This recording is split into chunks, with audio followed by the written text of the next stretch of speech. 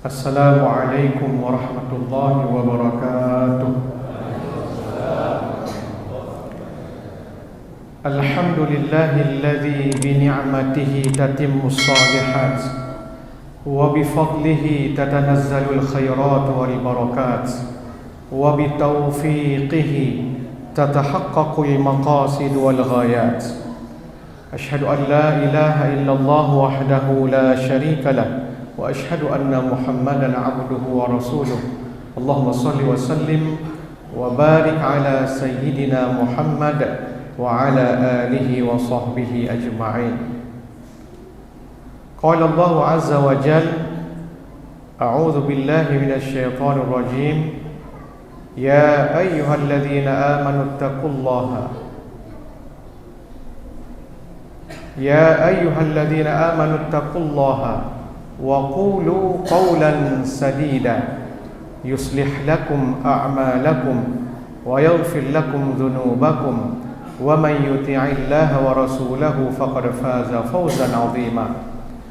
Wa qala Rasulullah sallallahu alaihi wasallam fi ma'na al-hadits fima yudhkaru 'an rabbih tabaraka wa ta'ala, udhkurni ba'da al-'asri wa ba'da as-subhi sa'atan akfika fima bainahuma, atau kama qala Rasulullah sallallahu alaihi wasallam. Hadirin dan hadirat sidang jamaah salat Isya dan salat tasbih yang dirahmati dan dimuliakan oleh Allah Subhanahu wa taala.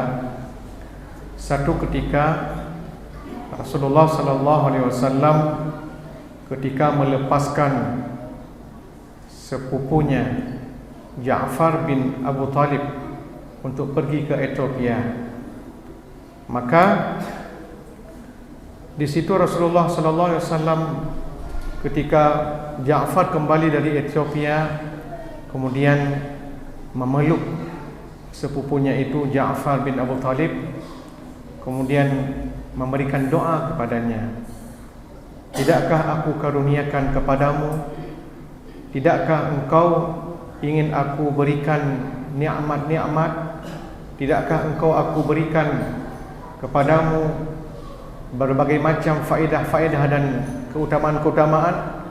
Maka Rasulullah sallallahu alaihi wasallam melihat Ja'far menganggukkan kepalanya, seraya Rasulullah mengajarkan kepadanya satu amalan. Amalan itu yaitu mengerjakan salat sunat 4 rakaat, setiap rakaatnya membaca tasbih. Satu rakaat tasbih berjumlah 75 kali, sehingga keempat rakaat itu jumlahnya 300. Dalam riwayat itu dijelaskan bagaimana mengerjakan salat sunat itu, yaitu salat sunat tasbih. Syekh Zakaria Al-Kandahlawi di dalam kitab beliau Fadilah Zikir menuliskan satu bab khusus tentang salat tasbih. Dalam riwayat-riwayat itu ada riwayat daripada Ibnu Abbas, riwayat Ibnu Mas'ud. Di dalam riwayat itu menerangkan bahawa ada tambahan di dalam kalimat tasbih itu. Tidak hanya diucapkan subhanallah, alhamdulillah, la ilaha illallah, Allahu akbar, tetapi ditambah dengan wala haula wala quwwata illa billahil aliyyil azim. Nah, ulama-ulama hadis satu sama lain berbeda pendapat. Namun karena mereka mengetahui bahawa ketika satu hadis itu perawinya banyak, maka hadis itu secara riwayat dia menjadi kuat. Walaupun ada yang mengkritik hadis, dalam bahasa ilmu usulul hadis namanya ta'dil wal jarah. Dalam kitab bab ta'dil wal jarah itu melihat bagaimana kualitas seorang perawi. Nah, memang lucu, ada orang yang mengkritik hadis tetapi kualitas dia, keilmuannya, kesolehannya itu tidak ada yang menjamin. Bahasa sederhananya seperti itu. Jadi bagaimana juga cara mengkritik hadis? Boleh dikritik hadis kalau kualitas si pengkritik hadis itu sama seperti perawi hadis itu sendiri. Misalnya hadis tentang salat tasbih ini riwayat oleh Imam Al-Hakim.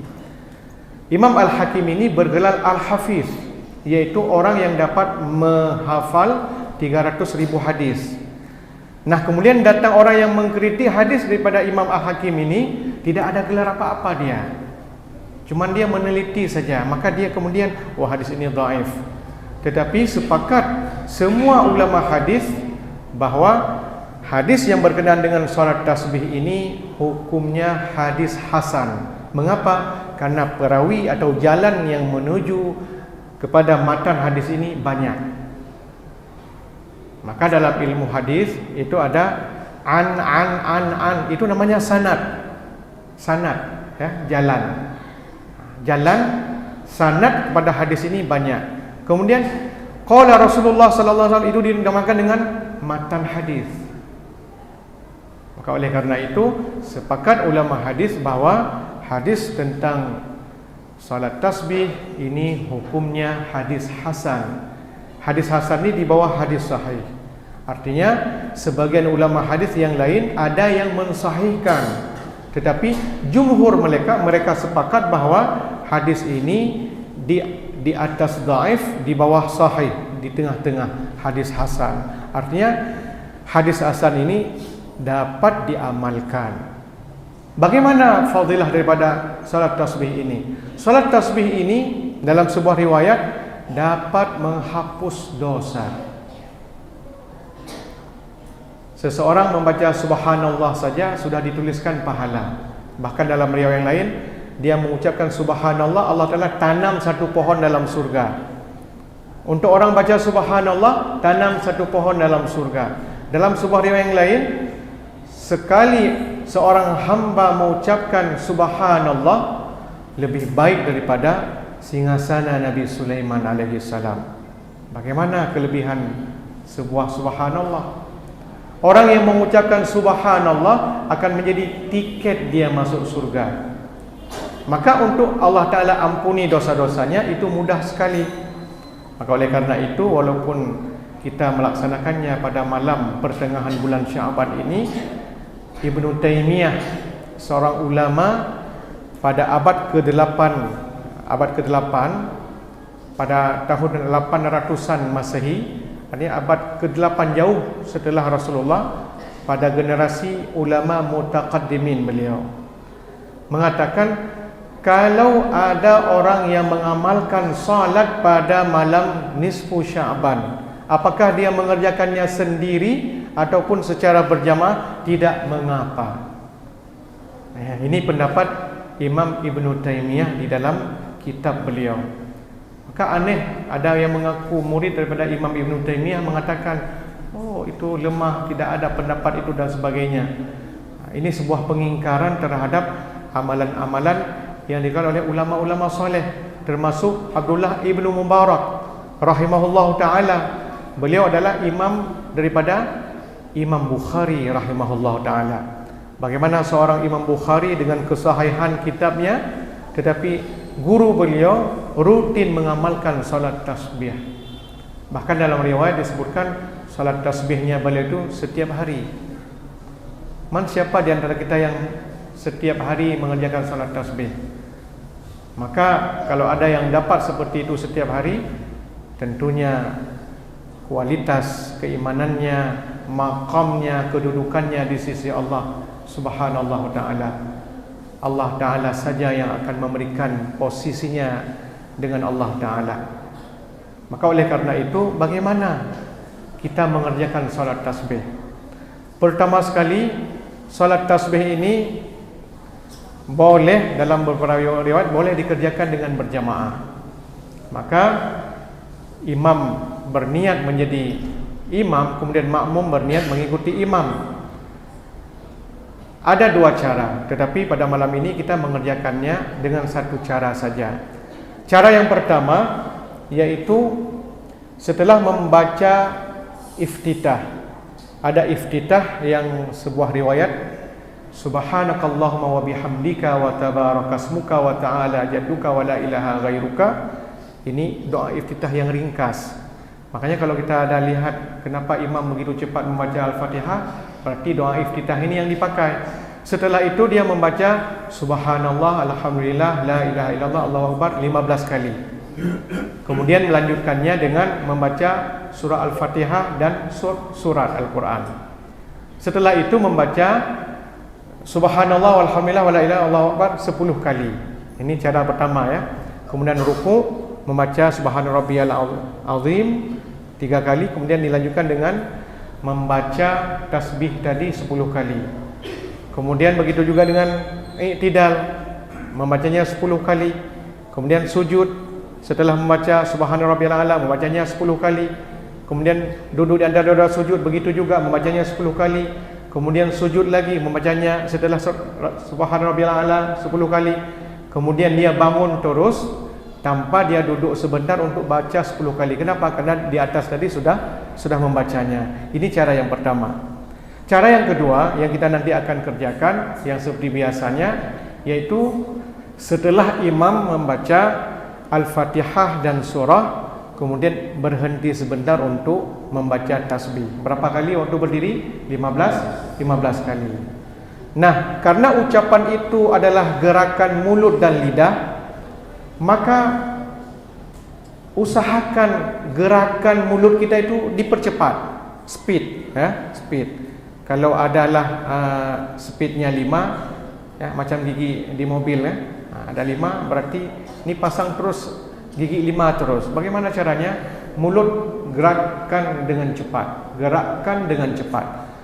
Subhanallah, subhanallah, subhanallah, alhamdulillah, wa la ilaha illallah, Allahu akbar. Subhanallah, walhamdulillah, wa la ilaha illallah, Allahu akbar. Gerakkan ini mulutnya disertai dengan lidah, insya-Allah akan cepat. Tapi kalau gerakannya subhanallah, alhamdulillah, ni hanya majanabih main tasbih.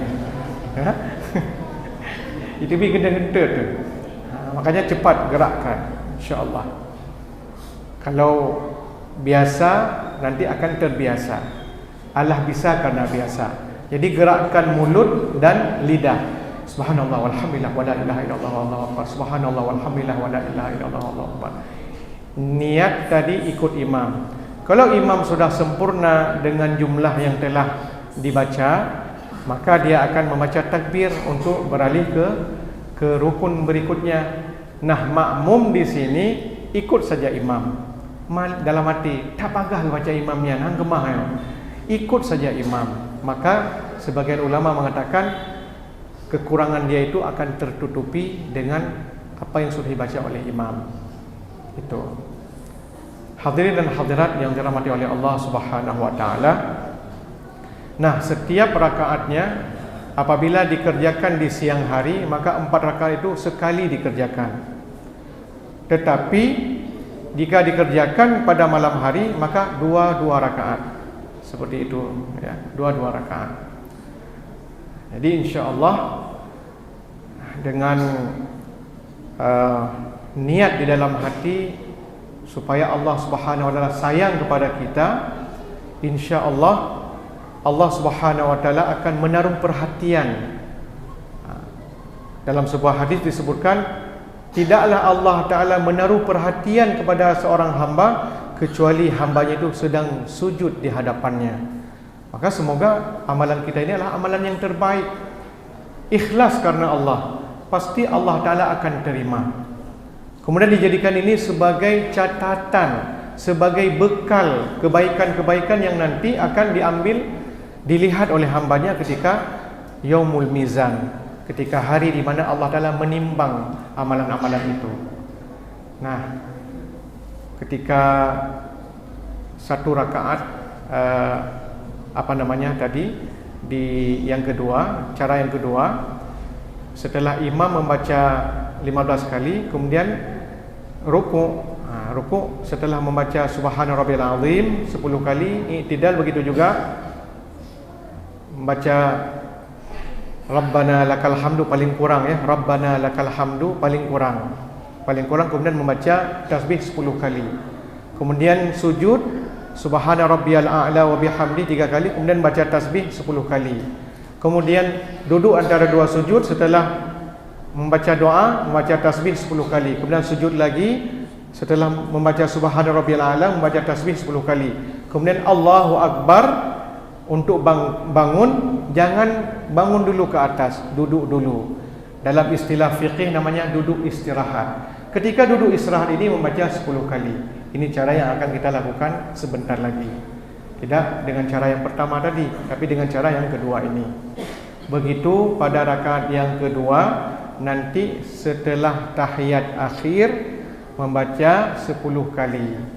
Maka setiap rakaatnya berjumlah 75, pada 2 rakaat berjumlah 150. Demikianlah tata cara kita pada malam ini mengenai salat tasbih. Semoga Allah Subhanahu wa taala berikan kemudahan dan sampaikan kita menyempurnakannya sampai 300 tasbih insyaallah. Demikian saja, semoga ada manfaat. Subhanallah bihamdihi, subhanakallahumma wa bihamdika, asyhadu an la ilaha illa anta, astaghfiruka wa atubu ilaik. Wassalamualaikum warahmatullahi wabarakatuh.